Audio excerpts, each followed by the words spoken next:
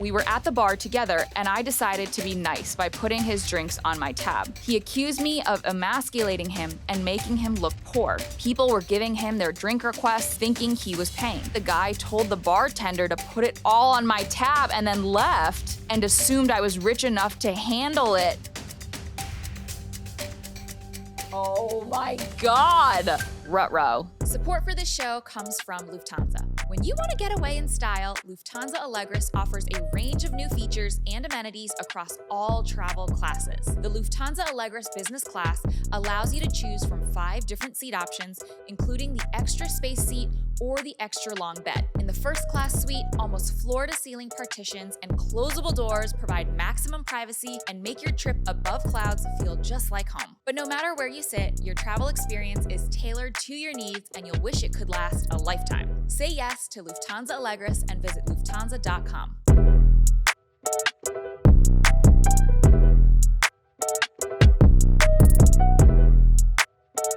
What's up, rich friends, and welcome back to another episode of Networth and Chill with me, your host, Vivian 2, aka your rich BFF and your favorite Wall Street girly. I'm back with round 2 of Am I the A-Hole Finance Edition.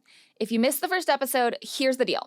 I flipped the script on those classic Am I the A-Hole dilemma posts, but we're talking cold hard cash instead of just life drama. You absolutely crushed it with your submissions last time. Seriously, some of you are living in financial soap operas. So I put out another bat signal for your wildest money stories, sticky financial situations, and those cringe-worthy conundrums that keep you up at night wondering if you're the villain in your own story. And let me tell you, the BFFs did not disappoint. I have so much juicy content that I could probably do 10 episodes just from this batch alone. Today, I'm diving into this fresh collection of financial chaos to answer the ultimate question: are you actually being a financial a-hole, or are you totally in the clear? Some of these stories had me genuinely shook, and I have a feeling you're going to have some strong opinions too. So let's get into it. First story. Alrighty. I bought a house with my boyfriend, eventually fiancé. He had almost no money at the time. I put down the entire down payment and kept the house only in my name. After 5 years together, I found out he cheated on me with 2 different women, which started within the first few months of us dating. When I found out, I ended the engagement, put the house on the market, and moved back to my hometown. I paid him back all of the money for home improvements we split, things like central AC, the fence, etc., but I kept the 6-figure profit from the sale of the house, even though he expected me to share it.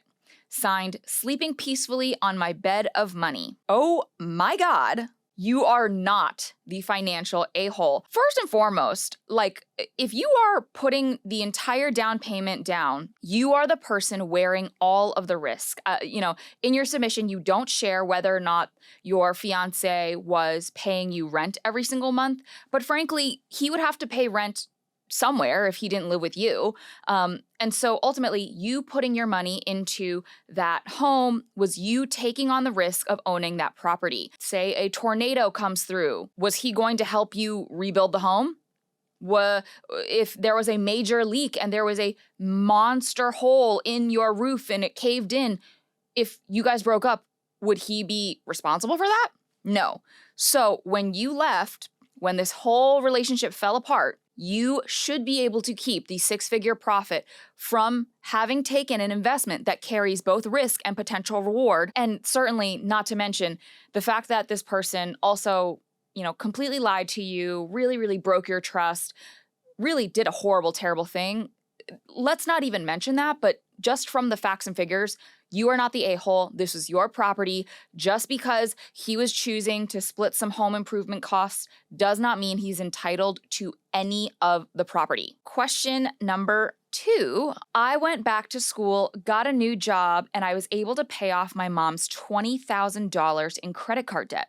She is disabled and cannot work. I then paid off all my debts and am currently debt-free. I'm trying to build up my emergency fund so I can start investing, but I keep slipping back into debt to help her with things around her home that would take her ages to pay off on her own or require her to go back into credit card debt.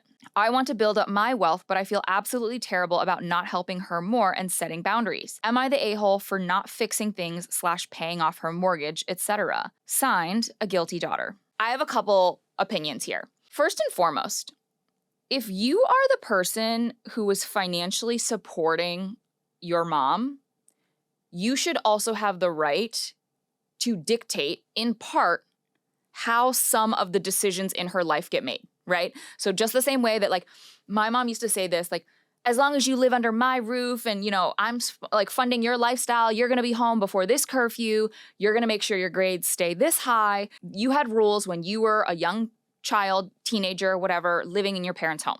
Great. That was because, in part, they were funding everything that you were doing. If you are now the reverse, you are funding the things for your mom, it's not that you are an a-hole for not wanting to do that. But I do think that you need to feel comfortable setting boundaries and saying, hey, mom, if you are in a home that you cannot afford anymore, if you can't work, if you are disabled, perhaps this is an opportunity for us to discuss what it would look like for you to move into maybe a more accessible condo or a smaller home that maybe doesn't have stairs, something that's going to make those financial obligations more manageable so that you do not feel like you are giving up your own financial security for hers. I don't think either of you are the a-hole in this story unless your mom's like really putting a ton of pressure on you. I am also getting the sense that this is very much like eldest daughter coded. So I would say you may be rushing to her rescue before she even asks for that help because you see a problem and you want to fix it even before it really like presents itself. So I would say have a candid conversation about like what currently makes sense for your mom's financial situation. 2, discussing how much you are or are not willing to contribute to her financial picture. And then figuring out if there's a way to be able to do that to an extent while still really managing your own finances. It is not your obligation to financially provide for her. It was her obligation to financially provide for you up to the age of 18, in many cases up to, 21, what have you. But like, yes, I also believe in filial piety. I believe that you should help your family when you can.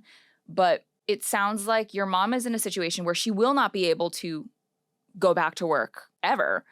So if she's in a home that currently she cannot sustain based off of disability payments or social security payments, whatever that she's getting, like there needs to be a real conversation of like, what is actually a legitimate way for us to move forward? Because it can't just be, oh, my daughter takes care of everything. Next story. On my dad's 59th birthday, he told us that he'd like to take an international trip for his 60th, so 1 year in advance. All right, that's pretty good timing. I, being the oldest and firstborn daughter, 33 years old, took it as I need to make this happen and I will plan. Girl, I'm just saying, I'm the same way, but being the eldest daughter, especially the eldest daughter in an immigrant family, like it is thankless work. My sister, 31 years old, apparently didn't take it very seriously because we never, and I quote, sat down and planned on paper, even though we've talked about where dad wanted to go and I was actively looking at flights since the beginning of the year. Here we are 4 months before my dad's birthday. She flips out that we were buying flight tickets, saying she didn't take us seriously and bashing us for buying flights because she didn't have that in the budget, practically blaming us for her not being prepared or quote unquote rich enough to buy flight tickets financially. Am I the asshole for not planning on paper and causing her to be unprepared financially? Seriously, how is it everyone else's fault that she didn't take it seriously and didn't budget?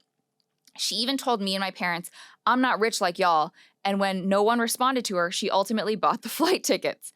If this is how she's acting before we even leave for the trip, I fear it'll only get worse as we look for hotels and buy tickets to visit landmarks to where I lose my shit. She is married and her husband isn't going. Signed, the tired backbone. Oof. Eldest daughter is always the backbone in the family. Thankless work. Okay, so let's address a couple things. Just because you never sat down and planned on paper doesn't mean you probably didn't have a number of very qualified conversations of, hey, dad said this, we're planning this. I just refuse to believe that you popped up one day and said, all right, time to buy the tickets. Like, there had to have been conversations. Perhaps maybe she was not as involved in those conversations. Maybe they happened in the group chat. She didn't check it. I get it. But she has a decent amount of time before the actual event.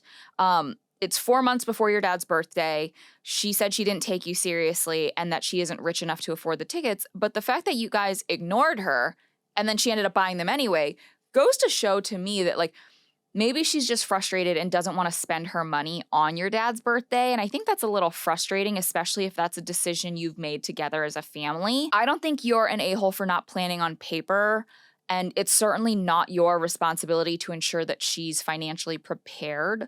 That said, going forward, having check-ins, so maybe it's, it's a year out from your dad's birthday. Maybe when it's 8 months out, be like, hey, this is something we are going to do. What is your budget? What are you comfortable with?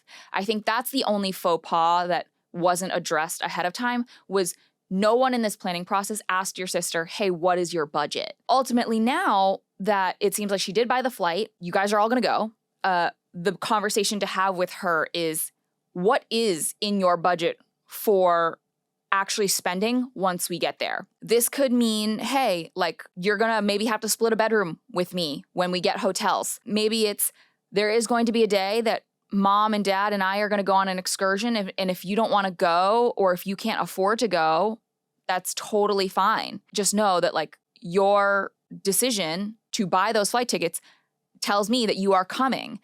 So please do not ruin dad's birthday by, being a Debbie Downer. Like, let's have a good time. So tell me your budget. We'll plan around it. You won't have to spend on anything that you're not comfortable with, but do recognize that there will be a budget necessary for once we get there. Because it's not just the flight. It's going to be the hotel costs. It's going to be the food. It's going to be the excursions. It's going to be transportation. Even just like a taxi from the airport to your hotel. Even if it's just a tour guide or, a couple bucks to get on the local public transportation. Like there is going to be costs incurred on the ground. And she does need to be prepared for that. So I would have that conversation now, 4 months before it happens, and tell her to start budgeting now. Otherwise, this is exactly what you think is going to happen. She's going to continue to complain, and you're probably going to blow up, and it's going to ruin your dad's birthday. And I know no matter who you are, who your sister is, you don't want to ruin your dad's birthday. Like, it seems like you guys have a great family.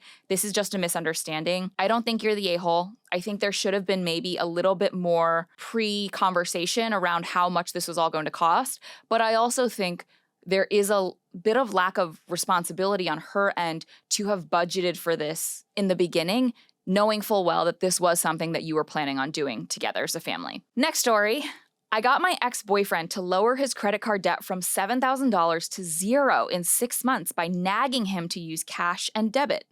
He yelled at me one day for nagging, and I shut up for 5 years, only to find out he racked up $37,000 during that time and then had to file for bankruptcy.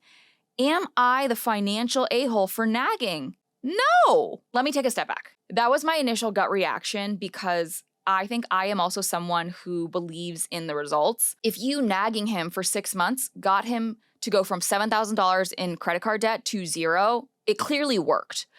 And then if you didn't nag for 5 years and he racked up $37,000, clearly he needed somebody, or at least personally, to take accountability for his spending habits. What I encourage you to think about is why you felt the need to nag him in the first place and why you chose to stay with him versus considering that maybe he was not the right partner because your financial goals didn't align. I see that, you did say that it was your ex-boyfriend, so I'm glad that you're out of that relationship. But I think one of the most important things for all of us to remember is that the most important financial decision you will ever make is the partner you pick. This is the person who is going to help you navigate the death of your parents and the birth of your children if you choose to have them. This is the person that will see you through all of the highs in your life, whether that be personal wins, career wins, whatever, but also the lowest of lows. It bewilders me that someone would let things get so out of hand, especially knowing that he had you, someone who was open and willing to help him with it. I'm sure it felt very different. And by the time he started to rack that debt up, he probably felt a deep level of shame and fear that if he told you, you were going to flip out about it, which fair. But I do think that at a certain point, there is a need of personal accountability that needs to be taken. You can't nag him for the rest of your life. At a certain point, Your partner has to want to be better for themselves, for you. They should want to be the best version of themselves because that is the person you deserve. And I give you a really, really silly example. My husband is someone who refuses to moisturize his feet. He's gonna kill me for saying this story, but he has crusty, scraggly feet, and we have sheets that sometimes his crusty, scraggly feet catch on. And I would nag him, and he, whatever. Like, I would nag him about moisturizing his feet. And the other day, I heard him from the shower putting on like an Aquaphor spray, because I know what that can sounds like, on his feet. And I was like, are you spraying your feet? And he was like, yeah. And I can't tell you what the moment was or why it happened necessarily. But at a certain point of me hassling him, asking him to moisturize, he made the decision to do it. Maybe it's because he noticed his side of the duvet was getting a little bit uncomfortable and it was pilling by his toes. Maybe he noticed that every time we were flipping the duvet, one more spot would get scratchy. But I think your person can tolerate a certain level of nagging from you, but you don't need to keep nagging. It has to be something that they want to fix themselves. Next story. I was in a relationship with a man for over a year and a half, and we lived together. During that time, I helped him grow his business while I was between jobs. I work as an executive leader. When I moved in, I started paying rent that went towards his mortgage. I also planned and paid for our holiday trip. When we broke up, we estimated he owed me around $8,000 to $10,000 based on agreed upon hours I spent building his business, travel costs, and more. He said he wanted to pay in installments, but claimed he only owed $6,000. He offered to pay through his business to my LLC. He paid one $2,000 invoice, then sent a message saying he didn't feel like he could pay the rest, plus a bunch of other BS. Recently, I told his best friend's wife about what happened. Am I the asshole? Signed, dumped and dusted. No, I don't think you're the financial a-hole. I do think even when you are in a relationship with someone at the time you very much love, once you start to mix business and personal, I encourage you to be mindful and just get a contract in and say, hey, this is my agreed upon hourly rate. I'm going to send you a ledger of what's important to me. I think it's one thing if you're just like, oh, like I have a fun little idea to share with you at the dinner table, but it sounds like you were actually working at his business. You should have been compensated for that. I'm sure that there is probably an attorney out there that would be willing to take on your case to, speak to him about what he may potentially still owe you.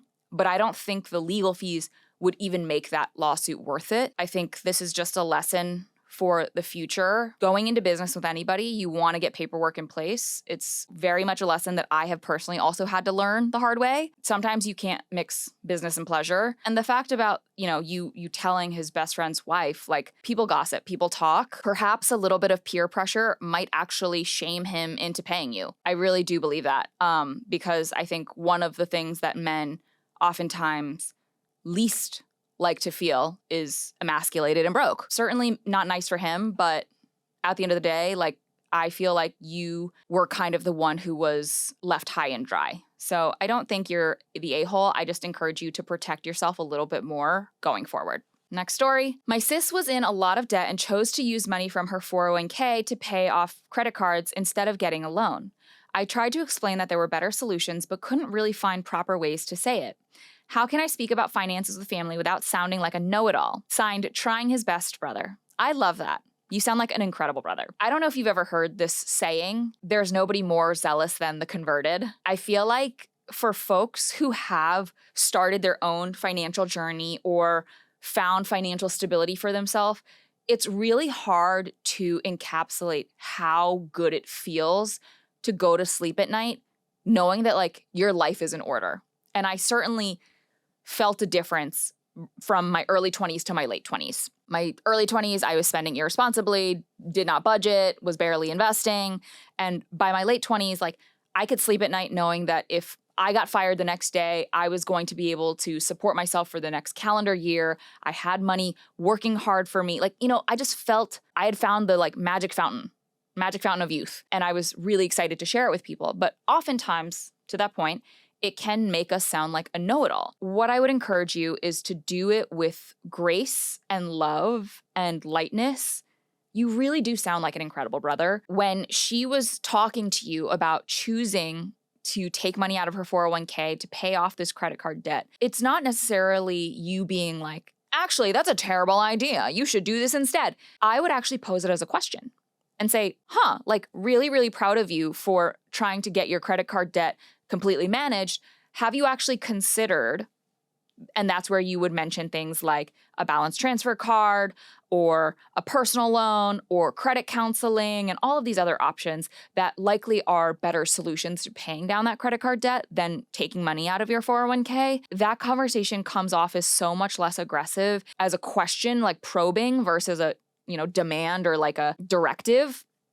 And the reason that's powerful is because my guess is on that list of a couple things that were her alternatives, there would probably be one or two that she's like, I don't even know what that is. And then she'll be like, what is that? So then you'd have the opportunity to be like, okay, well, credit card interest rates are very high, which is why if you get a balance transfer card, which is another credit card, you can transfer your balance for a small fee. And then for the first 12 to 18 months, you can just pay down the actual amount of money you borrowed and there will be no interest growing. Or she'll be like, I don't know what a personal loan is. A personal loan, you go to a bank. Credit card interest rates are 20 to 30%. At a bank, you can get a loan with an interest rate of 7 to 15% annually. This means that money can then be used to pay off your credit card debt, and then you pay back the loan to the bank at a lower interest rate. This helps you save money. Credit counseling, if you have a lot of debt and it's really overwhelming, there is a nonprofit credit counseling service that can actually hold your hand and negotiate with these credit card companies on your behalf. And there's a lot of different options. So I think when she then probes you for more answers, you want to be prepared to talk about them. It can't just be your idea is bad, but I don't have a solution. If you're going to correct her, it's going to be, hey, are these other things you've thought about? And then you have to be very comfortable with this.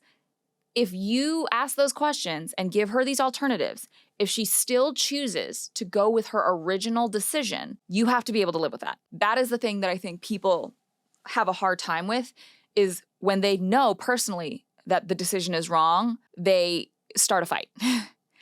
And that is going to actually hurt your relationship with your sister more than it'll benefit it. Be there to provide alternative solutions that may work better, but you have to recognize that also it's her life. You're not a know-it-all. You're not an a-hole, and neither is your sister. I just think we as a society could all use a quick lesson in how to communicate a little bit more empathetically to actually get what we want, is, to really suggest versus demand. Okay, next submission. I organized an Airbnb for a group of 10 people, but about 2 months out, my husband hurt his back really terribly and can't travel anymore. I've already charged everyone for their share. Would I be an a-hole to ask everyone to split the difference of his spot, or do I just eat the cost? Signed, Anxious Armadillo. So I do believe that if you asked everyone else to split the difference for your husband's spot, that would be a financial a-hole move, and I'll explain why. When you organize the Airbnb, my assumption would be that you and your husband would split a room. Of the other, 8 people, there are probably also other couples, or maybe there's a singleton, what have you, but I don't think it's necessarily fair to ask them to split the difference of your husband's spot, because it's not like they can necessarily take advantage of any of those benefits. It's not necessarily like, oh, hey, like we have 100 oranges and we had a couple people drop out. Do you want some more oranges? Like, sure, they actually get the benefit of having more oranges. But in this case, you would likely still sleep in that same bedroom, just in the bed alone.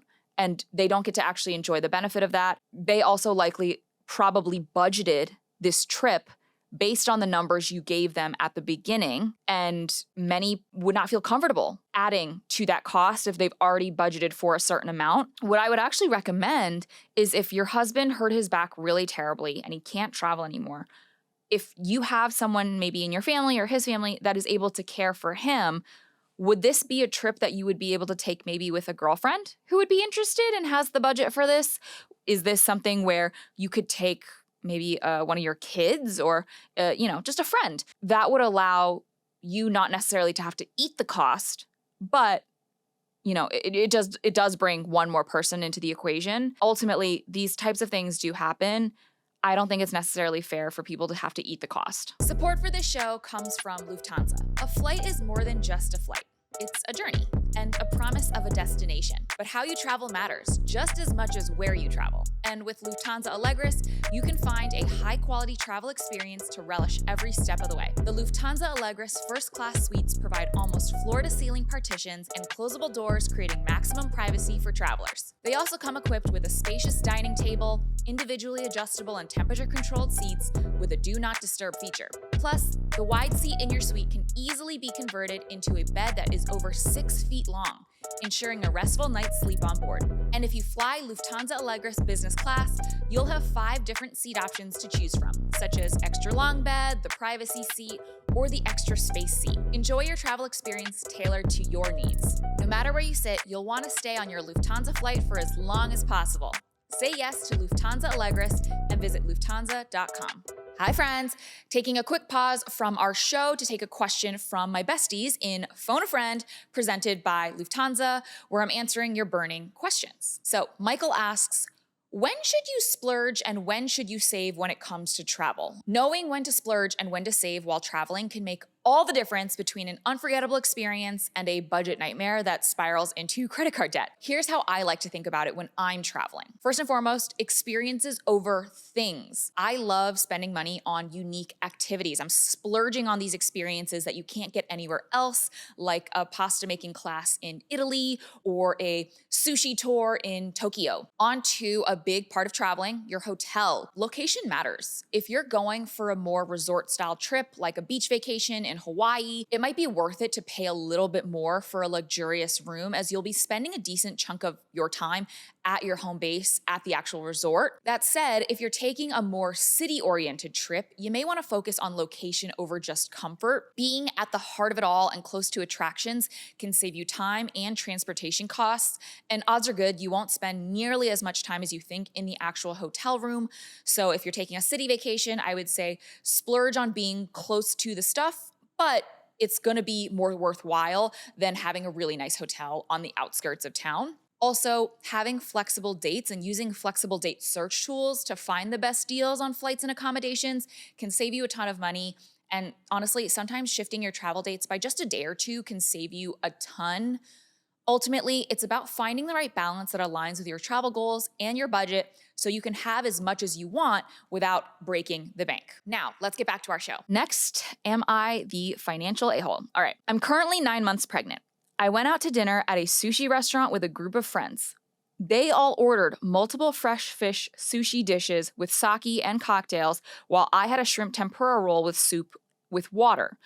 Got you, because pregnant people cannot eat raw fish or drink. When the check came, they wanted to split it evenly. I insisted on each paying our individual share. Am I the financial a-hole? Signed, baby check. I actually don't think you are the financial a-hole in this situation, because where people get mixed up is the folks who try to split hairs and are like, oh, well, the check's like a $3 difference. We should each individually, itemize. And that type of personality, I think, gives the rest of folks who want to get separate checks a really bad rap. I have no reason to assume that if it was just one offhanded drink, you would not be willing to just split the check. But a bunch of fresh fish dishes, knowing how expensive fresh sushi can cost, with sake and cocktails, which are also quite expensive, with you having just had a shrimp tempura roll and soup and water, it doesn't feel fair to me. I don't know how many friends were at this dinner, but a cocktail these days at a nice restaurant could be upwards of $20. I've seen cocktails in New York as expensive as $30. It's crazy. Even in, a more rural or suburban neighborhood, a drink could be $12. So if each of your friend gets a drink, you're subsidizing that. If they all then get sushi, you're subsidizing that. I'm curious how your friends responded to that, but ultimately, if, they agreed and then understood what your rationale was, I don't think anybody's the a-hole in this situation. I just think that, you need to have that conversation. And once the conversation's had, so be it. That's good. We should all feel more empowered and emboldened to have financial conversations with our friends. Okay, next submission. My husband and his 3 siblings give his parents a monthly allowance to help pay their bills. Am I an a-hole because I don't agree with this? Signed, annoyed daughter-in-law. Ruh-roh. So I think that I understand this situation because in many cultures, especially ones where, first-gen immigrant cultures, what have you, there feels like an obligation to take care of your parents as they get older. But this should have been a conversation you had before you became a daughter-in-law. This should have been a question of, hey, what is the plan for our parents as they get older? Are we planning on financially supporting them, not planning on helping them? Are they going to be put into a retirement home? Are they going to live with us? These are conversations that I really encourage people to have with their significant others before you get married, because this is a fundamental difference in your financial beliefs. You're not an a-hole for not agreeing to this, but I do think it was foolish for you and your husband to not have this conversation earlier on. I guess my follow-up question would be, is there a reason you disagree with it? Is it because it irritates you that there are things that your family has to go without so that they can have that stipend? Is it just because you don't think it's fair? Is it because you're not giving a stipend to your parents? I think there's a lot of nuance with this question, but because I don't have any more details, I would just say have an honest conversation with your partner, especially if you have any intention of staying with this partner. Your husband's not going to magically one day up and not want to take care of his parents, but that care can look very different depending on this important conversation you have together. Next story. Husband learned about investing recently and decided he wants to fast track our savings and investments and set a goal for us to aggressively allocate 6 months of savings and $100,000 into the S&P. I agreed and we're on track, but oh my God, I'm over this and just want to take a break to go back to doing fun house projects. We're 35 and 40, though he says we have no time to deviate from the plan. Am I the financial a-hole or is he? Signed, just a girl trying to have fun. Oof. Okay, I don't know exactly what your financial situation looks like and why he set this goal to aggressively allocate 6 months of savings and $100,000 into the S&P. But what I don't like about this is that he set the goal. You should have set the goal together because you're married and your finances are intertwined. I don't think it's fair that one person in any relationship gets to dictate what the goal is. That said, at 35 and 40, you are closer to retirement than you were in your 20s. And we already know that the vast majority of people are underfunded for their retirement. So I am certainly someone who wants to err on the side of caution because I'd rather live a little less lavishly now and then have money for when I'm older and can't work than really feel like I need to go without then. I think your husband is trying to be overly cautious and very prudent, or maybe just the right amount of cautious, and you guys are behind. I don't exactly know, but I think his decision to unilaterally come up with a goal and your frustration about I just want to take a break and go back to doing fun stuff, both of you are a little bit the financial a-hole in this situation because you didn't talk to each other. But there is a way to fix this. You guys should sit down and truly assess what you need for retirement.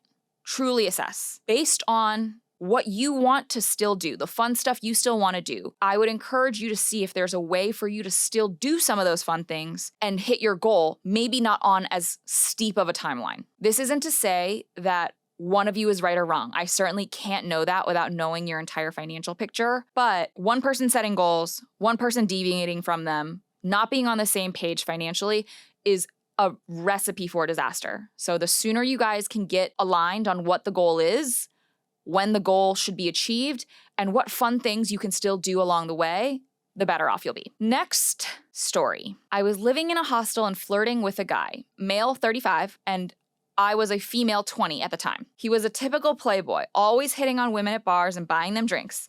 I once heard him complain to friends about how expensive women are and how he's always the one paying. One night, we were at the bar together, and I decided to be nice by putting his drinks on my tab. When he found out, he was pissed. He accused me of emasculating him and making him look poor. Later that same night, he started ordering rounds of shots for everyone at nearby tables. People were giving him their drink requests, thinking he was paying. At the end of the night, the bartender brought me the bill for drinks ordered by about 8 people I didn't know. Apparently, the guy told the bartender to put it all on my tab and then left. The bartender and another guy felt bad and split the bill with me. I confronted him later since we were roommates, and he said he did it to show me how it feels and assumed I was rich enough to handle it. Oh my God. Am I the financial a-hole? Signed, masculinity on the rocks. I am honestly quite speechless at this story. Not only are you not the financial a-hole, it sounds like this guy was an actual sociopath, like a terrible, terrible person. First and foremost, nobody that you don't know should be putting anything on your tab. I'm like at a loss for words, honestly. This guy sounds like he has terrible rancid energy. He sounds like he is incredibly insecure, and he feels like the only benefit he can bring to the table in any relationship, any scenario, is financial. He's incredibly disrespectful for putting a financial burden on you and this nice gentleman and the bartender who chose to split the tab with you. And frankly, I don't know why you were speaking to this man in the first place. Like, he sounds terrible. You are not the financial a-hole. If anybody listening to this meets a man who behaves this way, run. I need you to run like Usain Bolt. I need you to run like you are running a marathon, like quickly in the other direction. I am floored by this. If anyone did this to me, my question would not be, am I the financial a-hole? My question would be, would you like me to punch you in your throat or in your eye? That's crazy. That's actually insane. Wow, I feel like I'm like shook after that story. Okay, next submission. Is my dad an a-hole? It is known that my dad is very good at managing and budgeting his money. So at a family gathering, when he told my siblings and I, all adult children, that he was in dire need of cash, we assumed he must be in a bind. He asked for each of my siblings to gift him $5,000. I was married with a new baby and was only able to comfortably gift him $1,000. I brought this to him and he said nothing. A week later, he gathered my siblings, 5 of us, and said how disappointed he was that only one of us was able to give only $1,000. He then revealed he did not need this money at all. He just wanted to know who had emergency funds and was disappointed that none of his children learned anything. This is so funny. Am I the financial a-hole? Signed, dishonor on us all. I know the person who submitted this is Asian. I know. Okay, listen. Your dad is good intentioned, but so misguided in how to execute this. This is an insane way to test if your like children have emergency funds. First and foremost, did he give you the $1,000 back? But 2, I think he has to he also should realize that like just because you have $5,000 in your emergency fund doesn't mean that you would give it to him. This is an insane test. I do not encourage parents to do this to their children. This is like emotional warfare, and it also leads to a severe level of mistrust and distrust between parent and child. So no, you are not the financial a-hole. Your dad might be. I think it's a special brand of a-hole. It's like immigrant Asian father a-holeness. I'm not saying it's better than any other type of brand of a-hole, but it's one that is executed hoping for your benefit. It just is misguided. I would forgive your dad, but be very clear to him that like you do manage your own money in a healthy way. You just did not necessarily feel comfortable dealing with your finances with him in such like an emotionally charged and high stakes, like almost like hostage situation. Like it's just like, it's not fair. He shouldn't have done that. I bet you my dad would do something like that though. Who am I to say anything? Last 2 submissions. First up, hey Rich BFF. A lot of people live with family to save money, myself included. I'm a 27-year-old female who finished grad school a little over a year ago and am living with my parents. I pay for all of our groceries and many of the times we go out to eat as my rent. They never asked me to, but I want to. Whoever your parents are, they raised you correctly. Good on ya. My uncle has been living with my grandma since he was a child and never pays her rent or even utilities. Ooh. He is in his 40s with a normal job and lives in her home with his significant other who also has a job. My grandma is taking out loans to live at her assisted living facility while he is living in her home completely for free. Am I the financial a-hole for wanting to confront him about this? Signed, sad granddaughter. I think this would be a different conversation if your grandmother was financially free, completely stable, and, doing really well, and maybe she wants to help out her son, your uncle. But the fact that she's taking out loans to live in an assisted living facility while he's living in her home completely for free is crazy. I'm not saying she has to charge him market rent, but she should be getting some sort of financial input from him, because if he lived anywhere else, he would have to pay rent. She's not even in the home, so he's basically staying in her home for free. He's basically renting it for free. And he also has a spouse who has a job, so it certainly doesn't sound like they are in such a dire situation that they wouldn't be able to afford some sort of payment. I know families who do this, like some that are like, hey, to rent this home on the market would be $4,000 a month. Because we're family, you can pay me too. Great. They get the whole home to themselves. They have their kids. They have whatever. Like, they're able to set it up, and it's like a benefit to both the elder person who may need to live in an assisted living facility and also to the family, because let's be honest, homes are getting more and more expensive, and this generational helping each other is how we all act as a puzzle and a puzzle piece in this puzzle. So no, you are not the financial a-hole. I think it is problematic that your grandma is having to take out loans to afford her retirement, and he is not helping out in any way. This is not to say even if he did pay, that she wouldn't still have to take out loans, because assisted living is very expensive, but he should certainly be helping with that. That's crazy. I don't think that's right.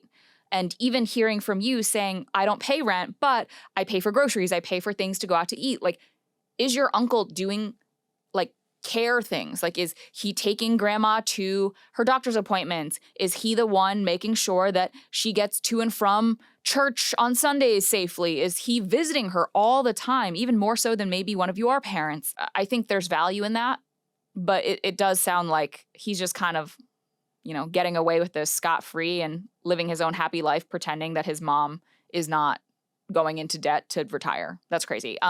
You are not the financial a-hole. Okay, and last story of today. My parents took me to Best Buy to help pick out a laptop for my sister who's about to start college. When it came time to pay, I hesitated and eventually refused to pay.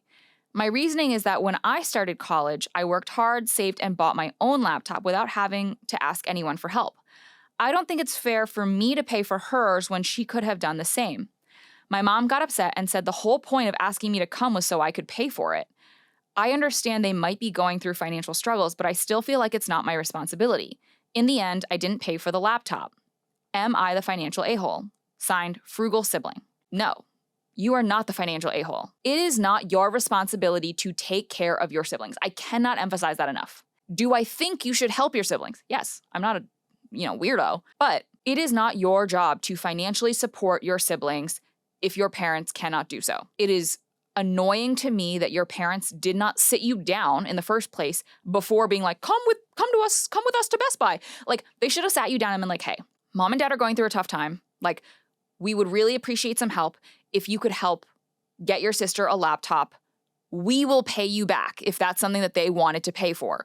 Or maybe your sister is going to pick up a part-time job and she can help pay you back over time, whatever. But in the same way that you paid for your own laptop, it didn't sound like your parents helped you with yours. I don't know why there's an expectation that you would help your sister pay for hers just because now that it sounds like you're out of college and working. I think your parents should have had that conversation with you. I think you should have a conversation with your sister of, you want a laptop? Here's how you're going to get it. You are going to come to my house every single Sunday before school starts, and you are going to mow the lawn, or you're going to do these chores for me, or you're going to make it a barter, make her earn it. It's not going to kill her to, scrub your toilets. It's not going to kill her to help you with some chores or whatever, but then you can still provide some of that benefit if this is something you choose to do. You can also say, I don't want anybody to do any of those things for me, and I don't want to pay for this. That is your right. I cannot stress this enough, especially in immigrant families, there is such a weight and burden placed on older siblings to care for younger siblings, and it's not fair. You should want to help your sister, but in a way that you're comfortable. That doesn't necessarily mean buying a $1,500 laptop. So have the conversations, but make it very clear what your financial boundaries are. Maybe it's you can get her a gift of, $200, and that will go towards her laptop fund, but she has to find the rest of that money herself. That's life. Nobody should expect that everything in their life is handed to them. You didn't, and it sounds like you were certainly able to find a way to pay for it. And I think that she should learn that as well. Woo! Well, that was a doozy. Now, besties, as we wrap this episode up, I need you to hear this. Your financial curiosity does not make you the a-hole. Whether you're wondering if your salary stacks up, questioning a friend's spending expectations, or trying to decode your partner's money habits, these aren't shallow concerns. They're the foundation of healthy relationships. Today's stories prove that money silence breeds resentment. That coworker who won't discuss salaries, they might be protecting information that could change your career trajectory. That friend planning the expensive weekend getaway without checking budgets first, they're setting everyone up for awkwardness or exclusion. That partner who gets weird about financial discussions, red flag. Money conversations aren't just about dollars and cents. They're about values, priorities, and respect. Start small, stay curious, and remember, the people who get uncomfortable when you ask reasonable money questions are usually the ones with something to hide.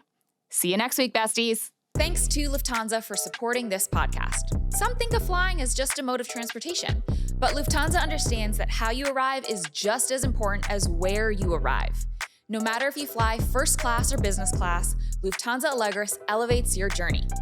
Lufthansa Allegris offers a range of new features and amenities across all classes. The first class suites provide almost floor-to-ceiling partitions and closable doors, creating maximum privacy for travelers. In business class, you can choose between 5 different seat options.